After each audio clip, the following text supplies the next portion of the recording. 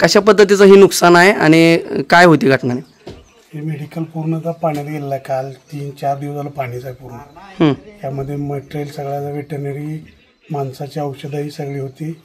यामध्ये काय फर्निचरचं पूर्ण नुकसान झालेलं आहे. जवळजवळ 5-6 लाखाचं पूर्ण नुकसानच आहे. आता मेडिसिन सगळे खराब झाले, फर्निचर पूर्ण खराब आहे, पूर्ण गाळ आहे, एक फूटभर गाळ साचलेला आहे पूर्ण याच्यामध्ये. आता ते पूर्ण म्हणजे न भरून निघणार नुकसान आहे पूर्ण. बरं, एकीकडे उद्योग क्षेत्रात तरुणाई येते आणि दुसरीकडे असं नुकसान. आता काय कशी उभा इथून उभं राहायचं म्हणजे जोपर्यंत मेडिकल टाकून जवळजवळ 6 महिने वर्ष होत आलेलं आहे. अजून कसं तर लोन वगैरे करून प्रत्येक गोष्टीत कुणाच्या महाग लागून पैसे घेऊन उभा केलेलं मेडिकल आहे.